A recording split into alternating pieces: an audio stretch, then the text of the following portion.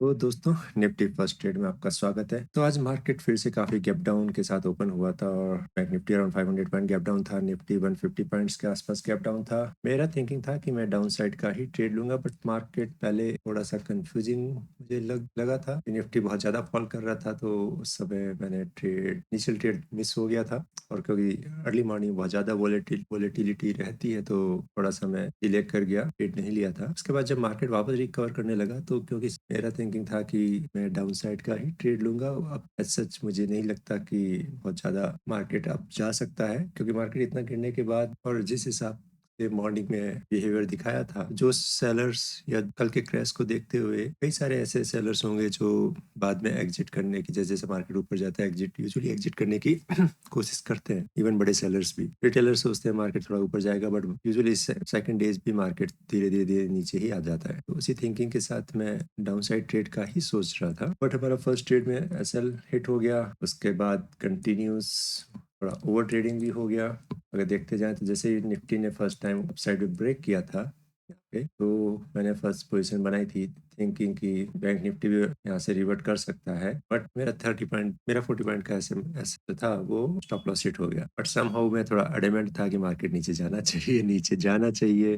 तो मैं फिर से जैसे ही फिर से थोड़ा सा मुझे लगा, तो मैंने फिर से एक एंट्री बना ली। फिर से 20 पॉइंट के स्टॉप लॉस हिट हो गया। उसके बाद फिर से मुझे लगा मार्केट डाउन साइड जा सकता है, मैंने फिर से एंट्री बना ली। जैसे ही इसने कल के क्लोजिंग प्राइस को क्रॉस किया था, बट निफ्टी थोड़ा सा रेजिस्टेंस ले रहा था, तो मुझे लगता था कि बैंक निफ्टी ने क्लोजिंग प्राइस के पास आके वापस एक ग्रीन कैंडल बनाया और उससे फिर से रिवर्ट हो रहा था, तो मैंने फिर से एक छोटे से स्टॉप लॉस के साथ एंट्री ले ली, बट फिर से मेरा स्टॉप लॉस हिट हो गया। तो ऐसा करते एक तरह से देखा जाए तो काफी ओवर ट्रेडिंग हो गई और मेरा लॉस काफी बड़ा दिखने लग गया था। मैं सेकंड ट्रेड मैंने ये सोच के लिया था कि हाँ, पिछले एक महीने से नेट टू नेट अभी भी हम लॉस पे नहीं है, तो एक छोटा सा अपॉर्चुनिटी ले लिया जाए। बट उसके बाद थर्ड ट्रेड भी ले लिया, तो ऐसे 20-20 पॉइंट करते भी 40 से 60 पॉइंट का लॉस हो गया, 60 से फिर 80 पॉइंट का लॉस हो गया, 85 पॉइंट के आसपास ब्रोकरेज भी बढ़ा। फाइनली मैंने एक और ट्रेड लिया था यहाँ पे टॉप पे। समहाउ वो ट्रेड मेरे फेवर में गया और उसको ऑलमोस्ट मैंने पूरा फ्लो यहाँ तक कैप्चर किया था। तो दो मेरा थोड़ा सा ओटीएम था, बट ऑलमोस्ट 150 पॉइंट के आसपास कैप्चर किया, तो मेरा लॉस ऑलमोस्ट रिकवर हो गया। ये थोड़ा सा यहाँ पे मैंने पेशेंस दिखाया और ट्रेड में मैं काफी टाइम तक बैठा रहा था। तो देखा जाए तो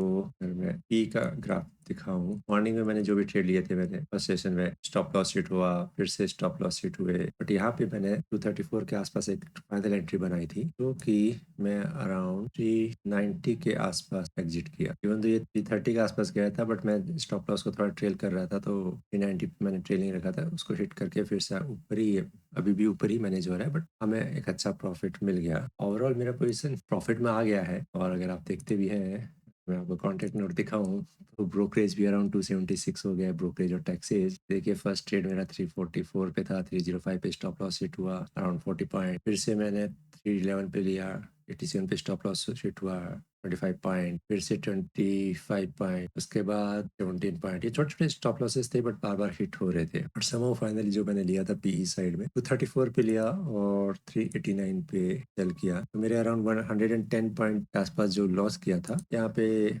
ऑलमोस्ट 150 पॉइंट हमें मिल गया, तो वो लॉस रिकवर हो गया। लकीली हो गया, अदरवाइज ये एक अच्छा प्रैक्टिस तो नहीं था मेरे लिए, इतने सारे ट्रेड लेना। एक तो काइंड ऑफ ओवर ट्रेडिंग हो गया, बट बच गए। तो ये है आज का फाइनल पोजीशन। नहीं तो मैं एक बार बड़ा लॉस भी देख चुका था, अराउंड 1700 1800 के आसपास, ब्रोकरेज मिला के 2000 के आसपास हो जाता, बट लास्ट ट्रेड ने बचा लिया। इवन तो मेरा मंथली लॉस का टारगेट 8000 से 9000 का है, और क्योंकि तो मैं थोड़ा सा कॉन्फिडेंट था कि ओके, हमने लॉस नहीं किया है तो ले लेते हैं एक एक्स्ट्रा। एक लिया, उसके बाद फिर से दूसरा भी ले लिया, फिर तीसरा भी ले लिया। ये होना नहीं चाहिए। सबसे सही तो यही होता कि मैं फर्स्ट टाइम यहाँ पे जब मैंने सोचा था पी, यहाँ पे मैंने लिया नहीं, क्योंकि ये अपॉर्चुनिटी मेरी निकल चुकी थी एक तरह से। ये मैंने फिर लेते लेते मैं होल्ड करके बैठ रुक गया। मुझे लगा कि प्रीमियम काफी फास्ट चेंज हो रहे हैं, तो थोड़ा सा मैं रुक गया था। नहीं तो इस पोजीशन पे मेरा ऑलमोस्ट ट्रेड लेने के लिए मैंने विंडो भी ओपन कर लिया था, क्योंकि मुझे लगा नहीं था कि मॉर्निंग में इतना ऊपर जाएगा। तो जैसे ही ब्रेकआउट दिया अप साइड में और ऑलमोस्ट 50% रिकवर किया, तो मुझे लगा था